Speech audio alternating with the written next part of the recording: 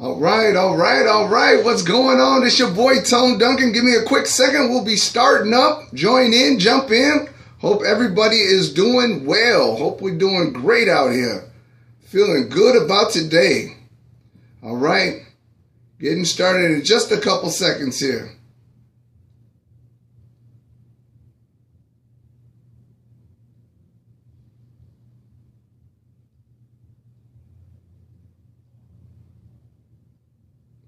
My beautiful wife, what's going on? What's happening? Hope all is good. Alameen, what's happening? What's going on? All right, we're about to get started here. Thank you so much for checking us out. We're about to go. 3, 2, all right. Let's start them up. All right, what's happening, everybody? This is your host, Tone Duncan. This is Truth Seekers. Every Tuesday, 7 p.m., I get the opportunity to come and hang out with you guys, talk about the things that are meaningful, talk about reality and how life is affecting each and every one of us. We get an opportunity to bring that conversation live and direct right here every Tuesday. You guys, it's just an honor. It is so awesome to spend this time talking to you and bringing out some of the things that we think about, some of the things that are on our minds, things we wish we could talk about in different settings, but we know that we're going to have to hold some of these conversations until we get a chance to come together as the Truth Seekers Tuesdays, 7 p.m. Listen, do me a favor. I want you to I want you to comment on this program, but what I would really like you to do also is share this. Share this link. Just go to share, find a group that you're in, find your personal page, whatever you can do, try to share this. Let's get people actively engaged. I want to give a special shout out to Rochelle. What's going on, Lady Rochelle in the house? Hey.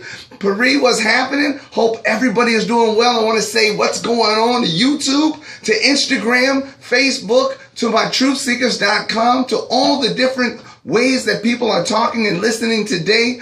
Thank you so much for spending this time. I want to talk to you guys about something that I know a lot of us have thought about, have really wanted to get some conversations going in. Viva, what's happening? I want to talk to you guys about something important because, as you guys know, I am a life coach. I do a lot of speaking to groups as well as speaking to individuals. And every now I get an opportunity to come to you, to talk to you about the things that we all talk about. Why? Because these are important things, you guys. These are things that are meaningful to each and every one of us.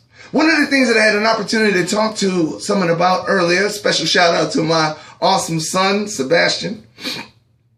One of the things that I got an opportunity to talk about today was I had an opportunity to talk to somebody, and I wanted to bring this to you. You know, I wanted to bring the conversation because I felt it was so pointed. It was so on time. Special shout out to my girl, Strella. What's going on? Warren, what's happening? You know, I hear from so many people that relationships leave them feeling down. They always feel like they're willing to give so much more than they're actually getting.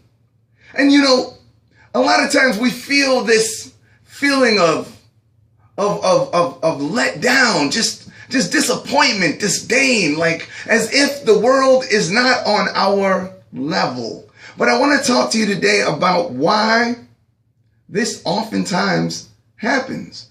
And you know, what might shock you is how deeply you're connected with why this happens. And you know what they say, if it happens too often, then it might not be on the outside where the issue lies, but in actuality, it might be an inside deal.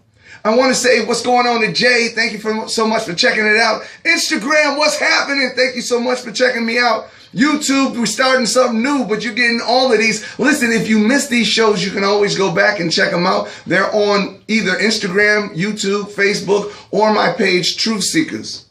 Like, comment, share this, you guys. Let's get this going, okay? Let's get this moving forward. You know, if you're always feeling let down, perhaps you like to explain it as being, you know, bad luck, you know, just dealing with the wrong group of people. Maybe it's just, you know, you're just being too nice. Q, what's going on? But you know, when you keep feeling let down, when you keep feeling like it's just the way things are, you might have to ask yourself what the common denominator is. And as I said earlier, there's a strong possibility that the common denominator is you. Teresa, what's happening? Thank you for tuning in. You know, how I look at it is like this. You may not know what behavior you're adding to this situation. As I'm thinking, as I talk to the people who talk to me and express this, I always ask, you know, how can you identify what behaviors you're bringing to the table? And more importantly, how you can see if it's a pattern. Marco says we expect perfection from imperfect people and act like we don't make mistakes ourselves. That's a true. Hey, Viva says expecting more and requiring less. You know, these are very, very real truths. You know, one of the very first thing that I like to bring to the people I talk to is an expectation of whether or not you know how to set boundaries. We talked about this last week. Our entire show was on accepting the fact that it's our responsibility, it's our requirement to set boundaries. These boundaries are physical boundaries, emotional boundaries, intellectual, mental boundaries, spiritual boundaries, energy boundaries, you know, things that really allow us to stay in a space that allows us to feel like we have a full awareness of what's going on in our relationships. You know, boundaries are real because it allows other people to know what is and isn't acceptable for you and what you're willing and not willing to do. So often, just in the beginning of the conversation, I point out, you know, when you feel let down, there's a strong possibility that it's because you have not established these boundaries. And when you don't establish these boundaries, you have a tendency to be stretched. You have a tendency to be met where the relationship is being built in an area where you feel no comfort. You know, the sad part is if you don't set these boundaries, you overgive, you know, and when you overgive, unfortunately, you feel like your energy is being taken from you. You know, you don't seem to sometimes know how to say no. And if that person has no problem with your overgiving, like most people don't, that means ultimately you're going to be left in a very, very uncomfortable relationship. You're going to be left somewhere where you don't know how to say no. And you don't know where the conversation, where the relationship, and where this feeling got started. But you end up wanting out. Bridget, what's going on? See, setting boundaries is imperative to us having a healthy relationship. It's imperative to us being able to feel like we're getting what it is we're supposed to get out of a relationship. How many of you realize that boundaries are specifically your job? As we look at relationships where we're feeling like we're just never getting the same thing back, typically it's because those relationships don't utilize a solid boundary setup. Sebastian says, what if it's because they usually meet your boundaries, but then one day they don't? Well, again, boundaries aren't something you put up on a singular basis. It's a daily commitment. It's a focus to what is doable and what isn't doable at all times. You know, they used to say, if somebody puts their feet on your couch the first time, it's shame on them. But the second time, that's a boundary. Shame on you. We have to be consistent with this. And what we find out is that these lacks of consistency, they don't just affect one relationship. They're in a lot of relationships simultaneously. You know, sometimes what we really struggle with is we have a misunderstanding of what giving means in a relationship. See, so too many times I've noticed that when I talk to people and I try to find out exactly what it is, what's going on. Okay, we're sitting down, we're trying to work on the problem. The very first thing I ask when they tell me that they're always doing all the giving, but they're never getting anything back, you know, the first question I ask is, what exactly is giving to you? See, if your idea is giving is that whatever you put out, you should receive in equal measure, I want you to think about this. If your idea of giving is I should get back whatever it is I'm willing to give. If that be the case, then what you're really dealing with is not a relationship of intimacy. It's a relationship that's more like a business transaction. And if your relationship is a business transaction, you guys know there's no feelings in business. Reese, what's going on? So glad to have you watching. Instagram, what's happening? Thank you guys. I'm loving the likes, loving the support. Hey, YouTube, thank you. Remember, you guys, like, comment. I love the comments. Love your likes. Share this. Come on. Hit the share button. Get the people involved. Your friends are my friends, and we all deal with these same similar situations.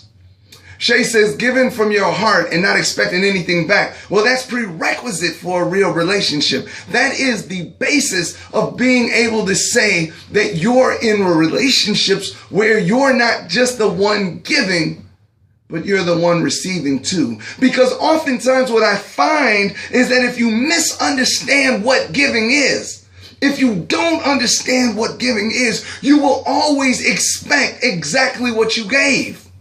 But see, everybody has a different way of expressing themselves in a relationship. And if you think that the only way to express giving in a relationship is what you give, come on, you guys, that's going to be a problem. That's going to be a problem. Listen, what giving is meant is about energy. It's about time.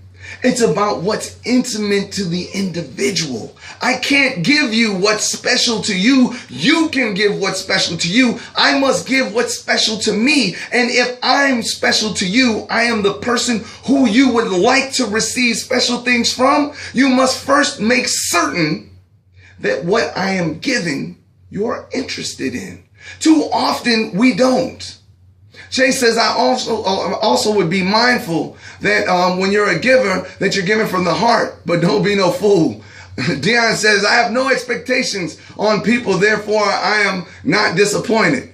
Chris, what's going on? Dion, listen, when it feels good and you are absolutely giving with no strings attached, that's when you know that you are putting your energy into the right soil. See, but you have to ask yourself, well, what if you stopped giving until you were ready to understand this? Because too many of you are in a relationship right now, committed to a situation right now, experiencing something right now that you did not truthfully sit down and consider the truth, the reality, the fact that maybe you are already setting up a failed situation. Why is this? Because you did not realize what giving truly meant. You had a misunderstanding and you built a relationship based on a misunderstanding. The misunderstanding has now created the wrong kind of relationship. Because you were so willing to show somebody what it is you had to give, you were so committed to the belief that if you wowed them with your awesomeness, they would have no other choice but to accept that awesomeness by giving all that they possibly had to give back. The problem with this is that we oftentimes are we're so able to give, but we don't realize that we might be overgiving at this point in our relationship. Think about this and talk to me for a second, because here's what I really feel has been a real problem in so many of the people that I've had the opportunity to speak on. The real problem that I'm noticing is that we don't understand that we work towards a stronger relationship. We grow towards a better relationship. We don't give everything we got without building it to a level where it can be received properly. You guys, as you said, we can't be believing a lie. You know, true relationships are about sacrifice, but they're also about planting in the right soil. See, when you start to feel like you've given too much, you must go back and ask yourself why. Maybe you should stop giving until you've had an opportunity to see what exactly you're given to. Ruth, what's going on? Melody. See, we don't understand the covenant. There is a covenant, but the most important thing in a covenant is understanding whether or not this is the right person, the right time, the right agreement to build this covenant with. See, too many of us are blinded by expectations, you guys. Now I'm going to say this again. We are blinded by expectations. See, high expectations, believe it or not, are what totally kill relationships. When you walk in thinking that for some reason expectations are something that you dole out, you'll realize something. Nobody can live up to an expectation that is not natural to the individual. See, if you walk in with all the this person better haves and all of this stuff because of what you have, but you haven't sat up and really assessed who the individual is, man, that leaves you in this endless loop of feeling let down. You know how many times I see somebody who tells me, well, you know, in order for me to feel comfortable in a relationship, it's got to feel like this, and I've got to know that this person has this, and they've got to do this, and they've got to do that. Well, you're not in a relationship with a person. You're in a relationship with a thing, because only a thing has all these, or person has more to that. They come to the table with an ability to be emotionally different than who you thought they should be. Candy says, then you have some that don't know how to give, and they can be selfish. And you know, here's the important thing, is that before we start bestowing all of our gifts and feeling used, before we start giving everything we have to go through this process of analyzing just who we're dealing with. See, when we expect things out of others, we fail to be open. See, when you are open, you minimize your expectations because you're still observing the individual. Some people, you know, you never judge that book by its cover. Maybe this person doesn't have all of the initial things that you wanted. Maybe they do. But maybe that in and of itself is a blank copy of what you're looking for. Maybe that, when saturated with this actual person, who they are, the kind of deal that they come from, the kind of world experiences that they've left, then you realize that that in and of itself wasn't the real requirement. So don't come to the table with these blinded expectations when the individual is what's really important. The expectations you'll get a better understanding of once you've satisfied the criteria of knowing who the individual is. See, too often times I say, why are we setting expectations on an individual instead of just seeing who the individual is? There's something that piqued your interest. Rather than going in trying to establish who you are, why don't we slow down and get a chance to see who they are? See, there's nothing wrong with being cordial. There's nothing wrong with inquiring. There's nothing wrong with dating a person until you're confident of who they are. And you know, of course, this isn't just dating. We do this in friendships. Too many times I hear people in friendships say, you know, I'm a better friend than this person has ever been to me. Well, you know what?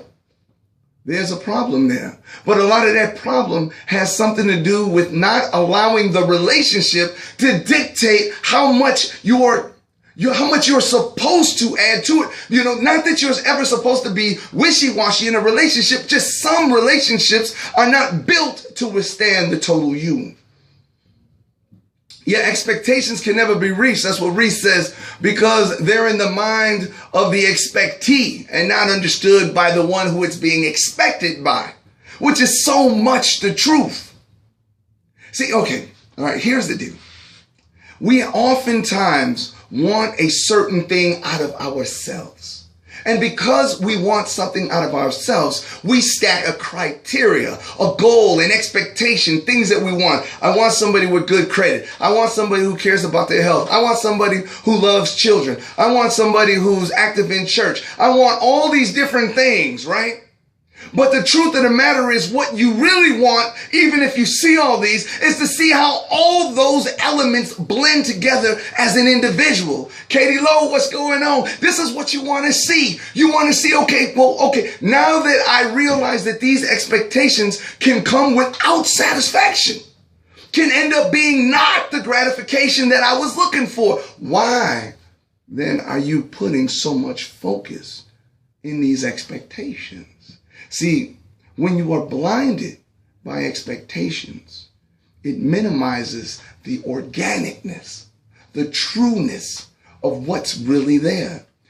Kill the expectations. Expect this. Expect to get to know a person. Expect a person to get to know you. Expect to be comfortable in a particular position where you can start to add more. But realize that you cannot turn the fire up too quickly because you may lose what it is you're trying to do. Deion says you're right. People only show what they want you to see. But if you truly get to know them and spend time with them, you get to see who they truly are. Oh yeah, well listen to this. Because the reality is, this is how the game is played. See, you know what they said? When you tell a lie, you got to have a really good memory. You got to have a really good memory. Now let me talk to you about this really quick, because when you're dating a person, when you leave the expectation open for inquiry, when you want to see, watch this, when you want to experience the truth in the individual, what you'll do is you'll wait a while. You'll be cordial, you'll be respectful, you'll be fun, you'll be enjoyable, you'll be engaging, but you'll also be watching. You'll be studying the situation to ensure that you're putting the energy into the right situation, and you will add energy as energy is needed.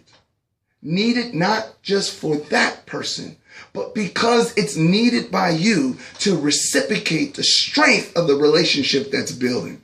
Marco says too many applications being accepted instead of looking for at the resumes. You know, that's so truthful. Yeah, I had a favorite mother, one of my best friend's moms. She used to say too many people are out here trying to show people what it is they have to offer without ever taking the moment to see what the person is offering them.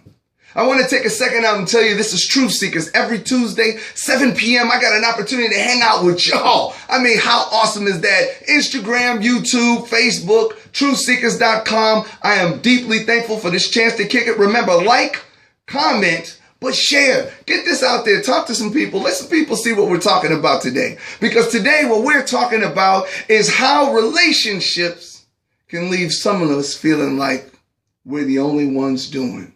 But what we don't realize is what we're doing to create these problems, you know? And this is something that we have to take the initiative to understand. It's our responsibility, and it's correctable within. You know, when somebody else is always the reason for a problem, nothing can change. But when you see where the problem becomes consistent in you, well, you can change and change the scenario. If you are actually serious, what you find out, and remember, I'm talking about people who I speak to on a regular basis. Listen, I am a certified life coach. I have experience out of this world when it comes to this stuff. And I'm telling you what I know to be the truth because I experience this and work with this every day. My opinions are based on clinical fact. All right. And I share this with you guys because I want you to know, I want you to grow, and I want to hear what your thoughts are so we can grow and learn these things together. One of the things you find out is that, truth be told, most of the people who are always feeling like they're being underserved in a relationship, you ready for this? They're actually control freaks. They're actually people who subtly, oftentimes indirectly, always talking about, oftentimes rather passive aggressively, are people who are ultimately trying to control the entire relationship. See, think about this, because sometimes a hard truth is that the reason you're always feeling let down is because you want things done your way. See, here's what I found out. I found out when we get to this part of a conversation with a client, watch this. When I get to this part of a conversation when I'm with a client, I realize one thing. And that is that they can spend hours talking about how somebody else did them wrong. They can spend days talking about the things somebody else did to them. But they find it hard to talk about exactly what it is they may be doing to themselves. Ange, what's going on? Carolyn, what's happening? Lena in the house, what's happening? You're listening to Truth Seekers. This is Tuesday, 7 p.m.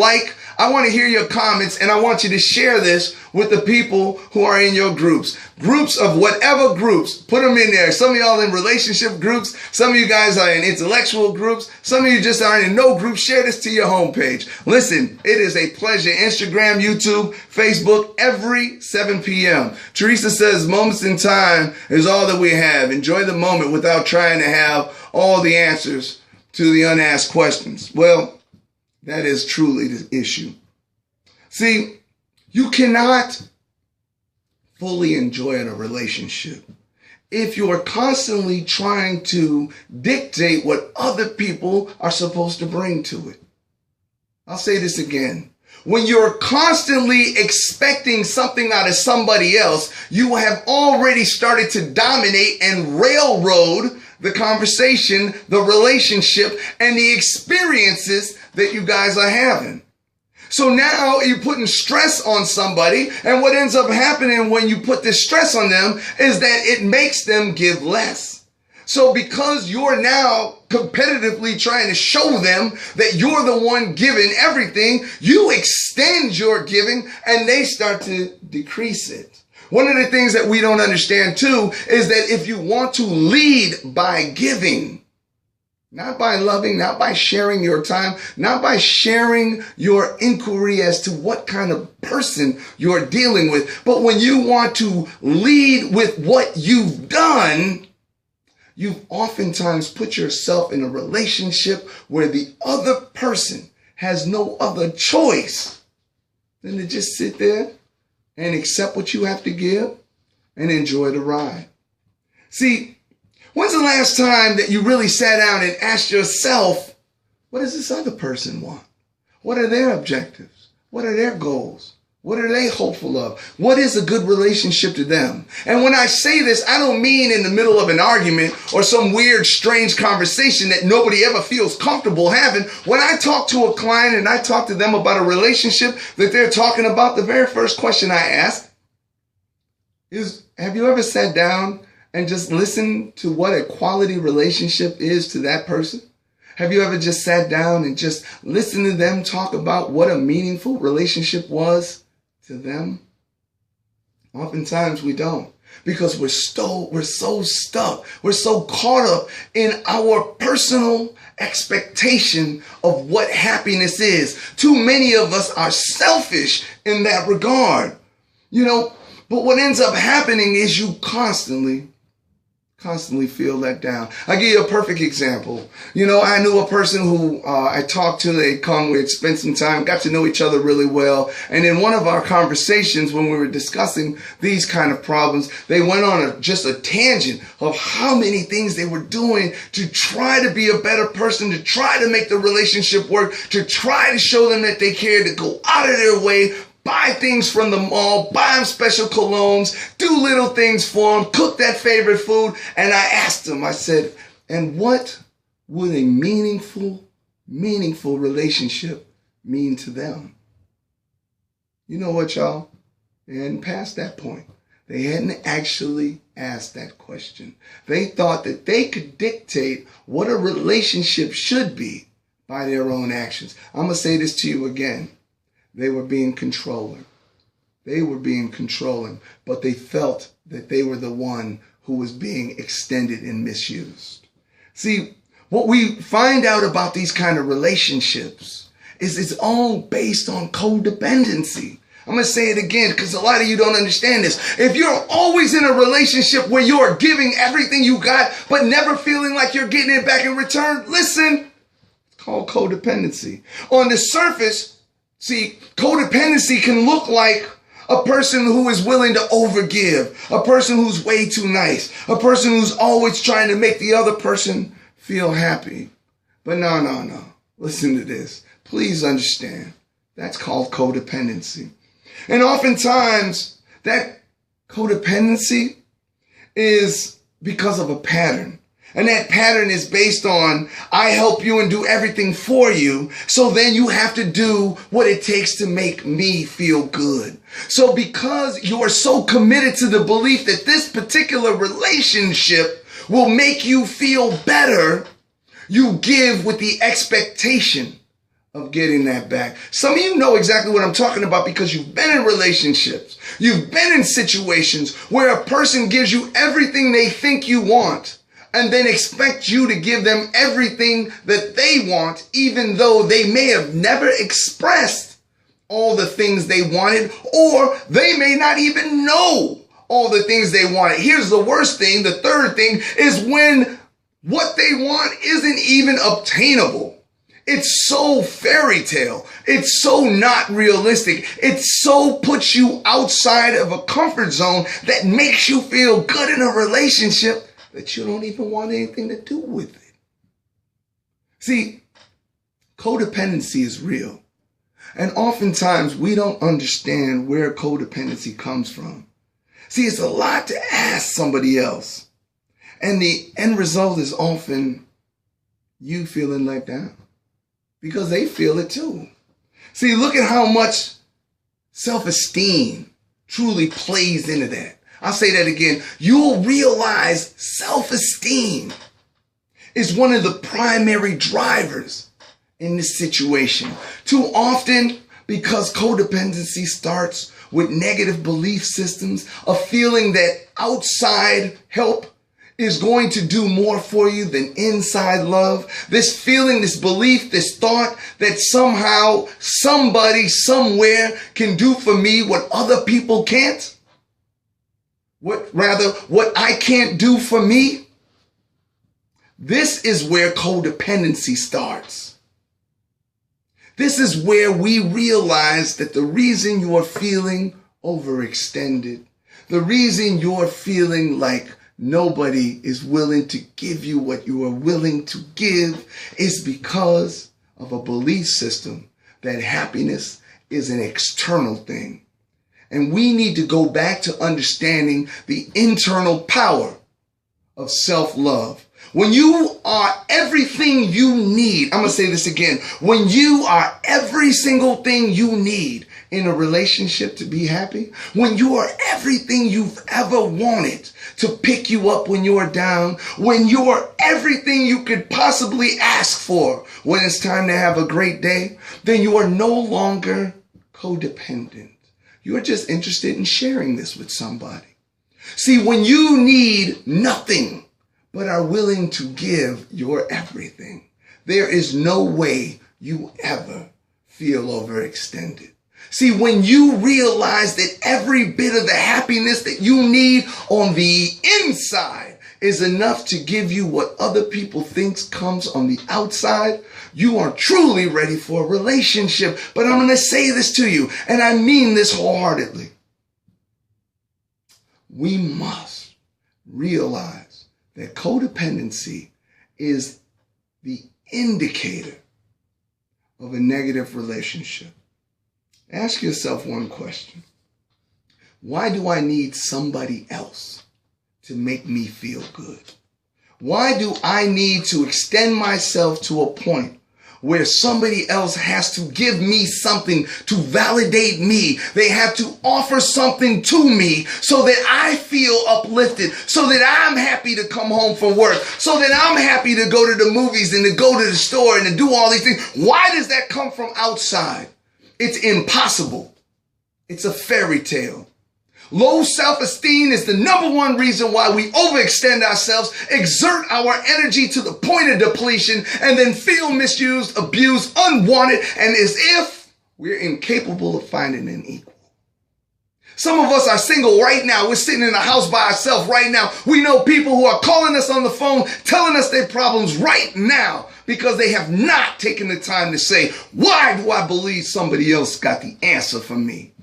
And I'm going to talk about you'll do it anywhere. Some people, they do it with religion. They do it with their parents. They do it, look at the sickness. They do it with their children. Oh, I don't need you. I'm a mama. I don't need you. I got my boys. I don't need you. I got my daughter. I don't need you. I got my mama. and we find the outside source for the inside void. See, I don't need you because I got me. But when I have me, then I have so much to share with you. Not to give you because it's mine, but I can share with you because it's pretty awesome. Right? This is the way we have to think. This is how we move away from codependency. But you know what you see? What you see with codependency, you guys, is something else. It's really strange. What you see is this, you see this desire in people to be victims. I call it the victim mentality. See, here's a fact. See, that overgiving, that being too nice, that never knowing how to say no, that always feeling let down stuff, that's a choice, y'all. That's truly a choice. See, it's a choice based on belief systems. It's a choice based on the fact that I need to feel like somebody did me wrong. You guys know, you get the phone calls, you see them on the Facebook chat line, you see them up and down the wall. Somebody done somebody wrong and they quick to talk about it. Matter of fact, they built an entire identity, y'all. Watch what I said. They built an entire identity out of being a victim. See, oftentimes you don't realize, but you feel like being the victim allows you a sense of identity. It gives you a title. It gives you a purpose. It gives you a voice. It gives you something to talk about. It gives you a reason to feel like the world owes you something.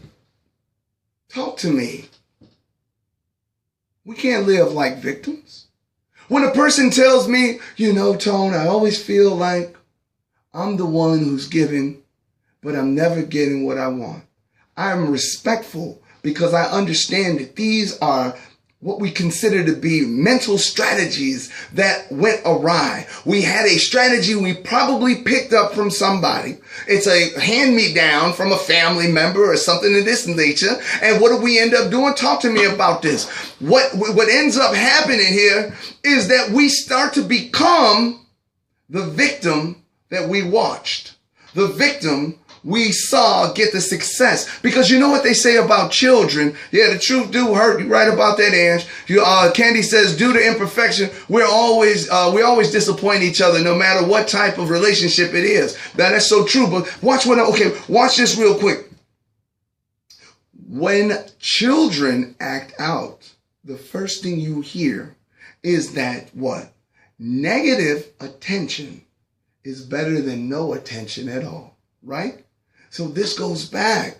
When a person is able to establish themselves as a victim, it gives them a platform.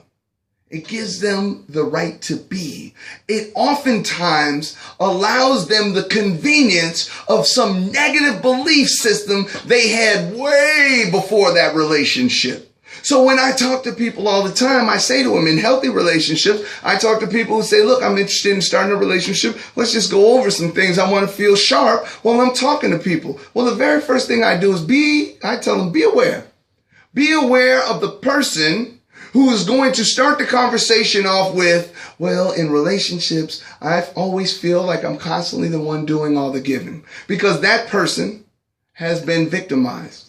That person is living in a victimized world. That person has already established themselves as somebody who has willfully been hurt and is going to most certainly find a way to be hurt again. See, that person isn't a bad person. That person isn't an evil person, isn't a sick person. That person is someone whose strategies to find success, to find purpose in relationships has become something that should have been fixed on the inside. But that's what I mean. And we'll talk about that. We talked about being the victim, but we're going to go back and do that when I got a whole show on being a victim. You don't want to miss that one. We bring it here, we bring it, and I want to talk to you about it. But being a victim is terrible because there's nothing you can do when a person has made a determination that the only way they can find confidence in a relationship is from the dead dog position. That doesn't work. I always say to people, okay, this is how I work with people, right? I say to people, I say, what are 3 things that you would have to give up if you didn't no longer want to be the victim? What would 3 things have? See, I'm walking people through understanding that the very first thing that you'd have to give up is people's sympathy. You'd have to give up that attention. You'd have to give up always having a drama story to talk about. Girl, let me tell you what happened. Man, bro, let me tell you what she done did this time. I tell you, they ain't nothing. Yeah, it's the same thing. It's the same thing all the time. See, in order for you to move away, you've got to be willing to give up this platform. And many of us, we're not willing to give that up. Daniel says that her therapist had told her that told her ex-husband this because he enjoyed playing the victim. And you know what, Daniel? The truth of the matter is there are people who they work hard, they spend time with their family, they've been to school, they may work out, they may have great credit, they may be gentlemen and gentlewomen, but inside, deep inside, they're coming from a sad place. They're coming from a place where nobody wants to be with me unless they're using me. Nobody wants to be a part of my life unless I've got to be the one who sacrifices. See, and this is something that kills good relationships, but it's also something that's correctable. And that's why I work with so many people on this. That's why we're talking about this. This is Truth Seekers. We bring the truth out here. Remember, you guys, if it's not real, I don't want to talk about it. But the truth is, this is real, and a lot of us are dealing with it every day. Now, you may not be dealing with it yourself, but maybe your sister's dealing with it. Maybe your brother's dealing with it. Maybe it's your neighbor, your cousin, your coworker, your something, your child. Could be anything. We got to talk about these things because it's important, and we talk about them right here. Like, comment, share. Because when you are done being the victim, what's left is the victory. The victor is always adding a high level of inner confidence to the world that they walk on. A victor is always approaching the situation saying, no matter what's out here, I'm bringing the real me and people are going to love it. Yeah, and just learned behavior. We have to break the cycle because too many times, and I say this often, too many times it's a hand-me-down. You didn't build it yourself. Somebody handed it to you. You put it on as a kid, saw that it was going to work, and now it became you. Too many times we learn these behaviors because of things that happened before we even knew who we were.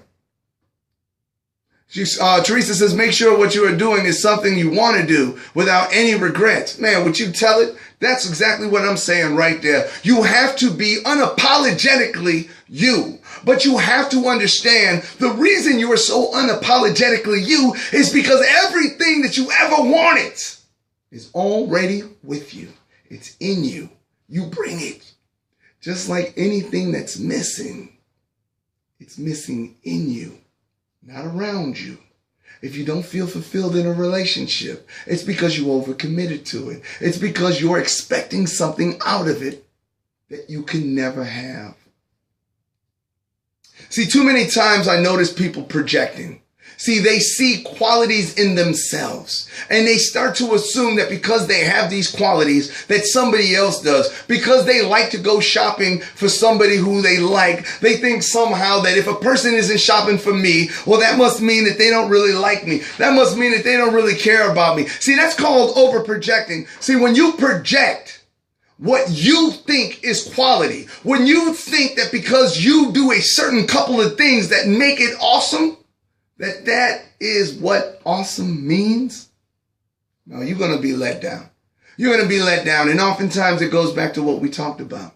It goes back to this belief that you can control other people or that you've got the key to what happiness looks like in another package.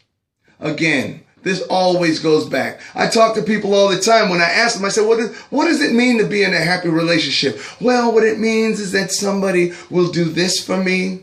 And then they'll do that for me. And then they'll call me up on the phone or they'll send me flowers. And I say, well, what makes you think that that's happiness to that person? What makes you think that that is what this individual feels is the best way to express their happiness? I'm going to say it to you again. Are you projecting? Are you making your truths the empirical truth for this person? Are you believing that your customs, your ways, your ideas, your thoughts, experiences now must be the groundwork for a successful relationship? Maybe that's the problem. Maybe that's what's going wrong. Maybe we need to stop projecting and start accepting that happiness is never going to come from the outside. So whatever you get is just the shared experience of somebody else. It's their way of giving. You know, in different countries, the customs are never the same. So when one country meets with another country, you know, I'll give you an example. So Israel, they had a chef that had did a big, huge dinner for the Japanese. And so the Japanese came and he made this amazing dinner, but he made it in the dish of a shoe, of a metal shoe. Now in Japan, this is the most offensive, most egregious thing you could possibly ever consider. But to this Israeli chef, it was the sign of the greatest artistic expression.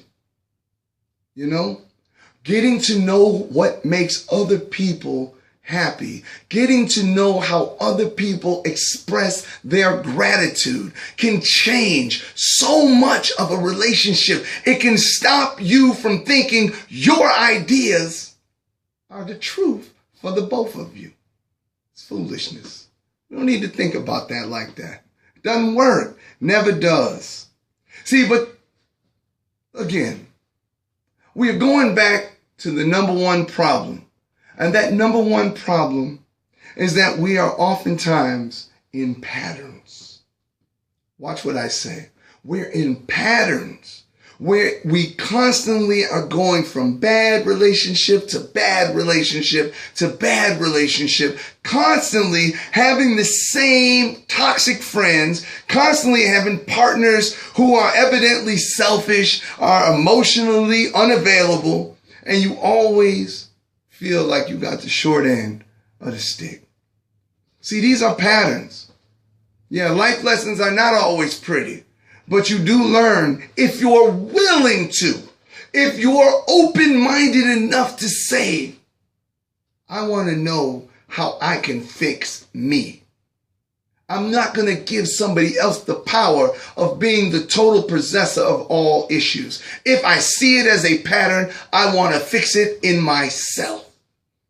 See, a pattern of choosing these kind of relationships, they come from parents. They come from childhood trauma. You know what I'm saying? They come from certain core beliefs that are completely false, but you believe them. You think it. You think that this is what you have to accept. Do you think this is the only way that you're going to make somebody happy? You think that this is the only way you're going to ever experience happiness. Some of you think, well, I can deal with it for the time being. I know this isn't the right person long term, but long term you look up and you find out it's the same person or it's in another person who's doing the exact same thing. Look back at your last few relationships and ask yourself, you see a problem? Do you see a pattern? You know, did they all begin the same way? Have they the same kind of drama every time? Same power dynamics between the two of you? Always feeling like you're the one giving? Always feel like they're the one taking? You know? If you feel this way, trust me, it's an inside job. It's a pattern. Fix you. Get the love that you need inside before you ever go to the outside to share love. Because you cannot share what you don't have. Feel me when I say this. If love is something you have to get from somebody else, then it's not inside, it's outside, it's not love, it's codependency. Got me? That's the pattern we want to fix.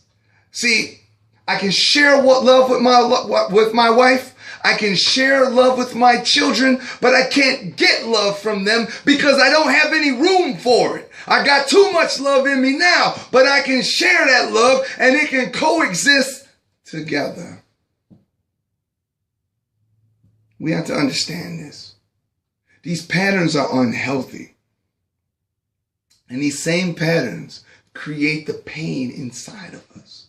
They create this need to give more than we should, to not know our boundaries.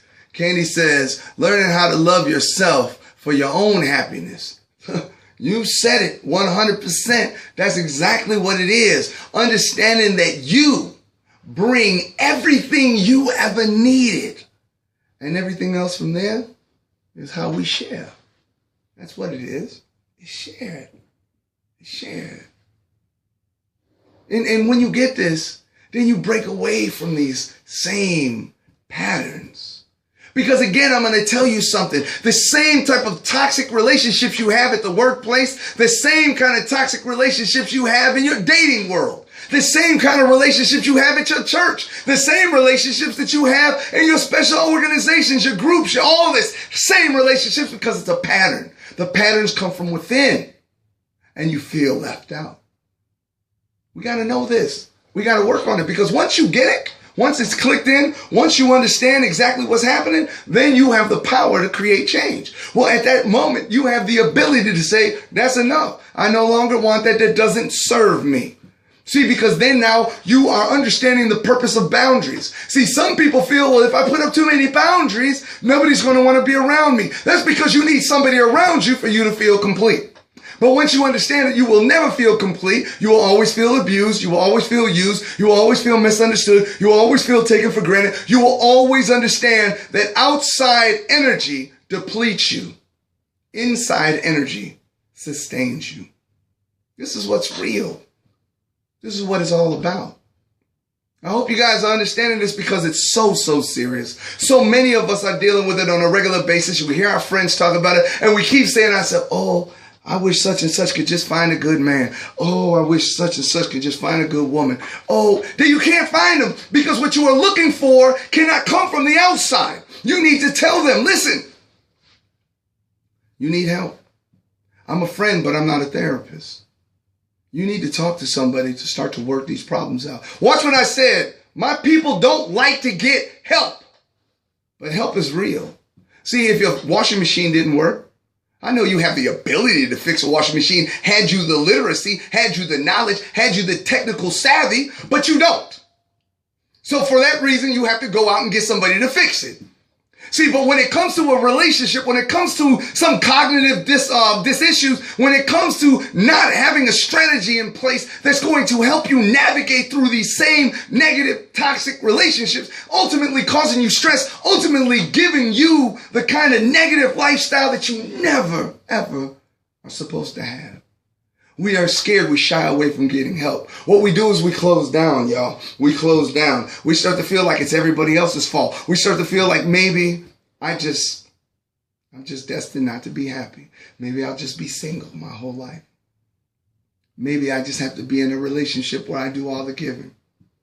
Maybe you just need help. You know, help can't help unless you let it help. There are so many people out here like myself who are very qualified to talk. You have therapists everywhere. Oftentimes, you can go to crisis calls and talk to people. Some of us, we're so hurt, we're so bogged down. And you know what's something that we don't talk about? We don't talk about how these things become really, really, really serious. They lead to drinking. Watch what I'm saying. They lead to drugs. They lead to over promiscuity, which can lead to sexual transmitted diseases, which could lead to rapes, which could lead to all kinds of attacks. We're always looking on the outside, and it becomes an addiction, y'all. It becomes pain. It becomes insufferable pain that we do anything we can to get out of, and then all of a sudden you look up and such is dead. You hear me? All of a sudden you look up and such done lost their life. Something happened. Something went wrong. Maybe they didn't kill themselves, but they were so disappointed with the way that life was going. They drank too much, got into a car accident. Maybe you need to understand right now that help is a responsibility and a choice, but so is locking yourself into your depression, locking yourself into your pain, and locking yourself into this feeling of never ever feeling complete. I'm talking to you today because it's important. I want you to understand that we have the technology, the strategies, the capabilities to more than just love, but to create change. You've got to do what you've got to do to tell the people that matter to you. If it's not you, then it's somebody who matters to you. If it's not them, it's somebody who you're listening to tell you about somebody who matters to them. We need to talk about getting better. We need to. We need to stop being listening boards for problems that are getting worse and worse. We need to stop being people who think of friendship is allowing somebody to be a victim every time we hear them. We need to stop being the victim. We need to stop calling up people becoming the sounding boards or asking to be a sounding board so that they can listen. We need to understand. You need a qualified person who can walk you through this stuff. Because right now, it might just be a little heartache. Right now, it just might be a little bit hard for you to recognize where the problems are. Right now, it might not be as bad as it will. But we have to. We have to.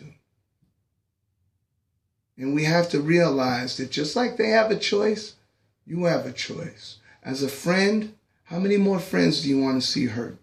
How many more friends do you want to wake up one day and find out that they did something, or they were in a relationship with somebody who did something to them? Or they were in a relationship, but because their strategies were so wrong, because they were so codependent, because they were taking on so many belief systems that weren't them, they did something bad to somebody else. They hurt somebody else because they felt like they were the victim. They felt like they were being mistreated. They felt like they had to defend themselves. They did something that they can never forgive themselves for. Hey, this is your boy Tone Duncan. I appreciate talking to you today. Every Tuesday, 7 p.m., it is my privilege to talk to you and talk about the things that really matter. Remember, 7 p.m. Tuesdays, TruthSeekrz, Instagram, Facebook, YouTube.